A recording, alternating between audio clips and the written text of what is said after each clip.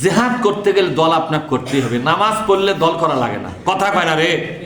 নামাজ পড়লে কি দল করা লাগে? অমুক দলের লোক হলে তোর নামাজ হবে, তা না হলে হবে না। তাহলে তোমার পিড়ে শুরু করবে নামাজ, ঠিক না? নামাজ কোনো দল লাগে না, নামাজের জন্য দল করা লাগবে না, রোজার জন্য দল করা লাগবে না। আমি কি বুঝাতে ভুল করতেছি? নাহলে হাত তোলেন, হুজুর আপনার ভুল হচ্ছে, আমি কয়ে দিচ্ছি। এই হাত তুলছে একদম, পরে পরে করছে না না আমি ভুল ধরে না। নামাজ পড়ার জন্য দল করা লাগে? যেমন ধরেন আওয়ামী লীগের ভাইরা কি নামাজ পড়ে না? বিএনপির ভাইরা কি নামাজ পড়ে না? আরে তো পরে আপনার কাতারের সামনে এসে পড়ে না? নামাজের ব্যাপারে কিন্তু কোনো দল লাগে না। লাগে? জিকির করতে দল লাগবে, তাসবিহ করতে দল লাগবে, কোন ইবাদত করতে দল লাগে কোন? তো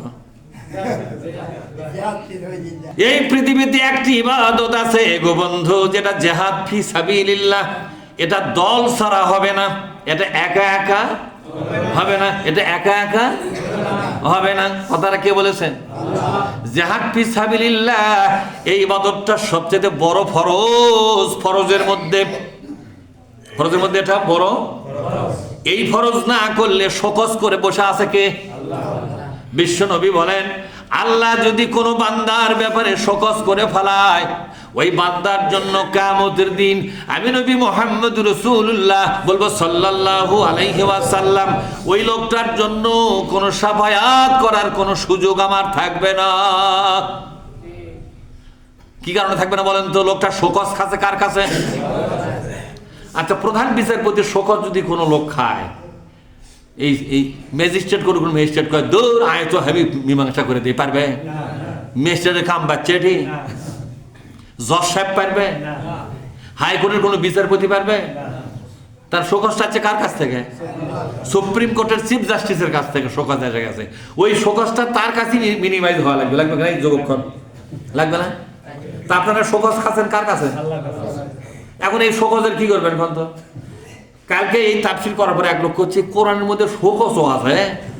আমি বললাম কোরআন পড়ছিলাম, করছে আমি এমনি পরিবার এখানে কোরআন তো আমি বুঝি না, তার মধ্যে আবার শোকজ করাও আছে।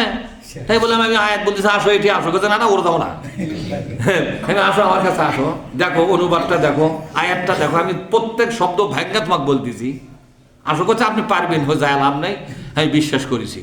তবে শোকজ কোরআনের মধ্যে আছে, এটা জীবনের প্রথম শুনলাম। ওর বয়স প্রায় 50 পার। করছে আমি জীবনের প্রথম শুনলাম যে কোরআনে শোকজ করা আছে। কি করা আছে? বুঝেন না আমার কথা? আল্লাহ পাক বলছেন বান্দা আমি শোকজ করলাম, শোনো, এই শোকজের জবাব দিয়ে তারপরে যাও। আমাকে কেন জানাতে পারলে না? আমার কোরআনকে বিজয়ী করার জন্য দলবদ্ধ হইয়া, কি হইয়া ধরে কন, দলবদ্ধ হইয়া আন্দোলন সংগ্রাম কেন করলে না?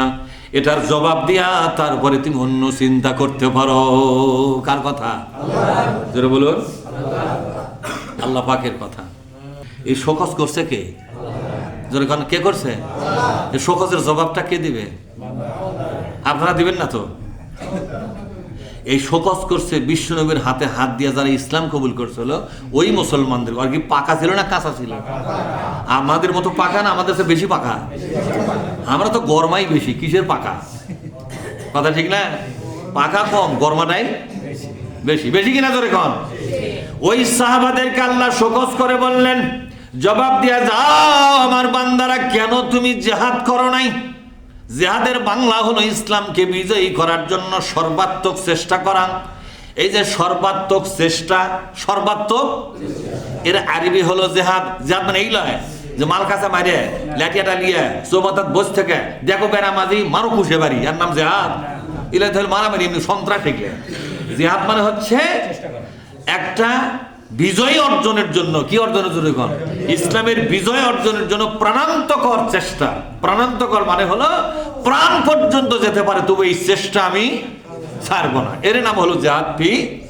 আর জিহাদের কিন্তু আমাদের দেশে ভুল ব্যাখ্যা করে। জিহাদ মানে কালো কাপড় মুখত দিয়ে লাঠিয়াটা লিয়ে দেখ শত্রু মার কুশা বাড়ি, এর নাম জিহাদ। এটা হচ্ছে ডাকাতি করা, রাহাজানি করা, সন্ত্রাস করা, চাঁদাবাজি করা, গুন্ডামি করা। কথা ঠিক না ঠিক? এগুলোর নাম জিহাদ। জিহাদের অর্থ হলো পবিত্র অর্থ। জিহাদ পবিত্র একটা ইবাদত। জিহাদ একটা ভিন্ন ইবাদত, এটা একটা ফরজ ইবাদত। এই ইবাদতের আন্দাজে একটা উল্টো পাল্টা অর্থ করে জিহাদের মর্যাদাকে নষ্ট করা ঠিক হয়নি। তারপর আল্লাহ তাআলা বলছেন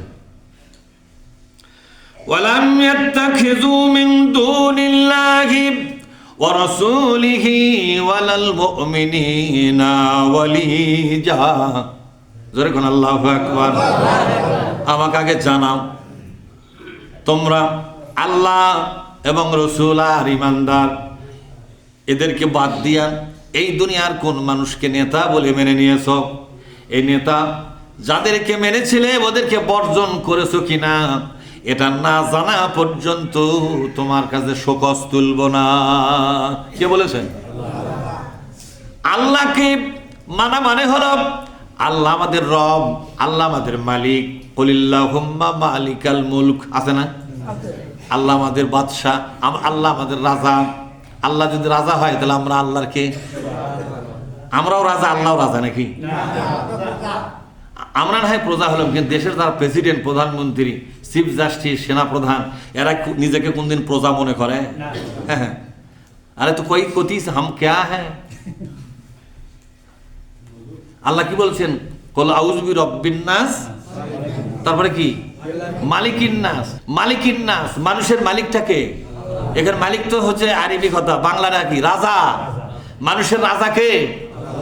এই সারে জাহানের মালিক যিনি, তিনি হলেন আমাদের মানুষের মালিক, দুনিয়ার মালিক, আসমানের মালিক। জোরে কোন ঠিক না? মালিক মানে হলো রাজা। আমরা সবাই আল্লাহর প্রজা, আল্লাহ আমাদের রাজা। আল্লাহ যদি রাজা হয় আর আমরা যদি প্রজা হই, তার প্রমাণ কি? প্রমাণ হলো প্রজারা আল্লাহর আইন মেনে চলতে বাধ্য, আল্লাহর সিদ্ধান্ত মানতে, আল্লাহর দেওয়া শাসন ব্যবস্থা মাথা পেতে নিতে বাধ্য। যদিও তাদের কষ্ট হবে, যদিও তাদের বুঝের ঘাটতি হবে, তবু আল্লাহর কথা, আল্লাহর প্রস্তাব, আল্লাহর সিদ্ধান্ত মানতে আমরা কি জোরে কন? যদি আমরা প্রজা হয়ে না মানি, প্রজা থাকবো না, বিদ্রোহী হয়ে যাব। এদেশের বেশিরভাগ নামাজি আল্লাহর সত্যিকার প্রজা নয়, এরা বিদ্রোহী বান্দা। যেরকম কি বান্দা? এরা বিদ্রোহী বান্দা। আল্লাহ বলছেন বিশ্বনবীকে নেতা বলে মেনে নাও। ওয়ারাসূলিহি বলেন, ওয়ারাসূলিহি, বিশ্বনবীকে নেতা বলে মেনে নাও। বিশ্বনবী শুধু নামাজের ভিতরে নেতা নাকি? বিশ্বনবী রোজার মধ্যে শুধু নেতা, হজের মধ্যে বিশ্বনবী নেতা। এই আনুষ্ঠানিক কিছু ইবাদত বন্দেগী, জিকির ফিকির, তাসবিহ তাহলিল, দাড়ি টুপি জুব্বা, এগুলোর ব্যাপারে বিশ্বনবী নেতা। আর বাদ বাকি দুনিয়ার রাষ্ট্রীয় বিভিন্ন বিষয়ে বিশ্বনবী নেতা হওয়ার যোগ্যতা আছে না নাই? আমাদের নবী কয় বছর দেশ শাসন করেছে? 10 বছর। কয় বছর দেশ শাসন করছে?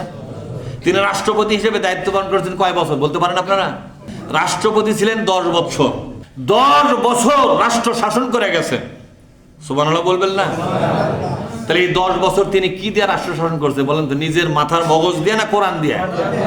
যেরকম মাথার মগজ দিয়ে না কোরআন দিয়া? কোরআন দিয়ে রাষ্ট্র শাসন করে গেলেন। এই জন্য রাষ্ট্রের ব্যাপারে আমাদের একমাত্র নেতার নাম কি হবে? মুহাম্মাদুর রাসূলুল্লাহ।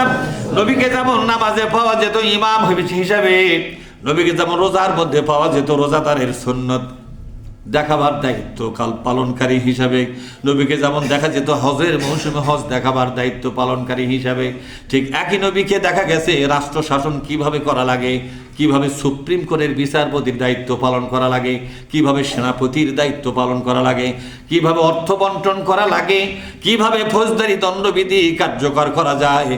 একটা রাষ্ট্র পরিচালনার জন্য যত বিধান দরকার সবগুলো বিধান তিনি এক হাতে কার্যকর করেছিলেন। এই জন্য বিশ্ব বরেণ্য রাজনীতিবিদ হলেন মুহাম্মদুর রাসূলুল্লাহ। এই পৃথিবীর সর্বশ্রেষ্ঠ রাজনীতিবিদই হচ্ছেন আমাদের নবী মুহাম্মদুর রাসূলুল্লাহ।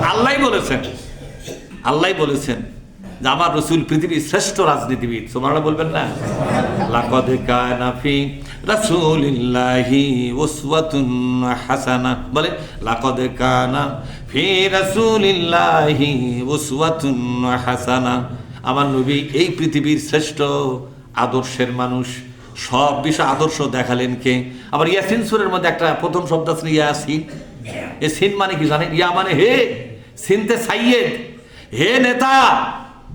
ইয়াসিন হে নেতা। ওয়াল কোরআনিল হাকিম, আমি আমার নাজিল করা কোরআনের কসম আমি নিজেই খাই। ওগো নেতাজি, এই নেতা বলে ডাকলেন কে?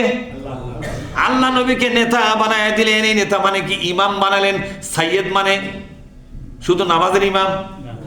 ইমামকে বলা হয় শুধু নামাজের ইমাম, আর সাইয়েদ মানে একই দিকে নামাজের ইমাম হবে আর একদিকে রাষ্ট্রের ইমাম হবে।